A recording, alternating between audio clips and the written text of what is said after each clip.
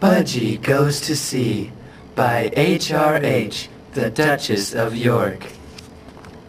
One day, Budgie, the little helicopter, was chatting with his friend Pipa, the Piper Warrior plane. He told her he had been given the exciting new job of postman. Nothing exciting about that, said Pipa. We all carry mail from time to time. But you couldn't do this job, crowed Budgie. 'Cause you can't land on a naval ship at sea. I could do it easily, said Pipa. If you could deliver this mail, protested Budgie, I'd have a bath. Budgie, you see, hated baths. He much preferred being dirty. Well, said Pipa, if the ship is an aircraft carrier, you are going to be very clean indeed. Budgie worried about that until his radio came on. Psst, control to Budgie. We have an important shipment of spare parts for the fleet, and the wind is beginning to blow. If they don't get these parts, their rescue aircraft won't be able to fly. Please prepare to leave at once. As Budgie lifted off with his cargo net full, Pipa called to him. Good luck, and I'll see you at the wash when you get back. Fergus, the cat, just sniggered. Blatter, clatter, blatter. Budgie flew over the coast. The wind began to blow harder. A line of black clouds hung on the horizon. Control it, Budgie. The weather's getting worse. Deliver your parts to the destroyer, Campbelltown, and return home immediately. As Budgie approached the destroyer, the wind began to blow even harder. Looking down, Budgie saw that the ship's own helicopter covered half the landing area. Budgie turned into the wind and began to lower his packages onto the deck. Just as they touched down, a huge gust of wind blew the cargo aside on the landing platform. Budgie pulled up with all his might and barely missed crashing into the ship. Psst, destroyer, Budgie. That was too close. Land on the aircraft carrier instead. Roger, said Budgie, trying to use his strongest voice. He did not want to have a bath, but he did feel a bit shaky from his near miss.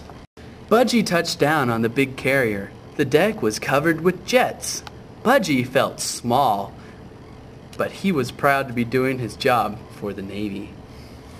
The crew unfastened his cargo net, and Budgie lifted off for the flight home. As he pulled up, the sky darkened and it began to rain. Suddenly, Budgie's radio came on. Psst, man overboard! Man overboard! Looking down as he flew back over the destroyer, Budgie could see men lowering a lifeboat. He watched as the wind slammed the little boat against the side of the ship. Psst, destroyer to Budgie! Destroyer to Budgie! We cannot launch our lifeboat! We have a man overboard and our helicopter is broken! Can you help? Budgie gulped.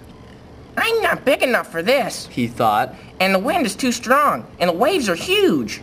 But Budgie knew he had to try. He called the destroyer, pretending not to be afraid. I'll do whatever I can. Budgie began to search the sea behind the destroyer. The waves and the rain made it hard to see anything. Finally, he saw a beam of light. It must be a rescue flashlight, Budgie thought as he moved closer. In the sea, the sailor was struggling to stay afloat. Keep swimming. I'm gonna let it down a rope ladder, shouted Budgie as the waves roared below. Don't give up. For a minute, Budgie thought he was too late. The sailor had sunk below the surface. Budgie could only see his arm above the water. With the wind howling, Budgie dropped as low as he could. He could feel the spray from the waves on his skids. With one final pass, he dragged his ladder in front of the sailor. Grab hold! Budgie yelled and pushed his engines to full power.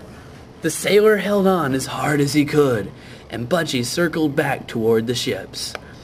Budgie lowered the man carefully to the ship's deck as all his mates cheered. Yeah. Once the ladder was released, Budgie immediately lifted off and flew toward home. When Budgie finally arrived there, Pippa, Lionel the Lynx, Helicopter, and Chin Up the Chinook were waiting. They had heard everything on the radio. We're all so proud of you, cried Pippa. Humph, Lionel said. that wasn't a bad job, Budgie. Great stuff, said Chin Up as he chewed his gum. After everyone had finished praising Budgie, he had a chat with Pipa. Piper, you won our bet. You could have landed on that aircraft carrier. I guess I'd better have that wash now. could never have saved that man, Budgie. Pipa said. So I'm calling our bet off. Now this was a special day indeed, thought Budgie. All this adventure and no bath before bed. The end.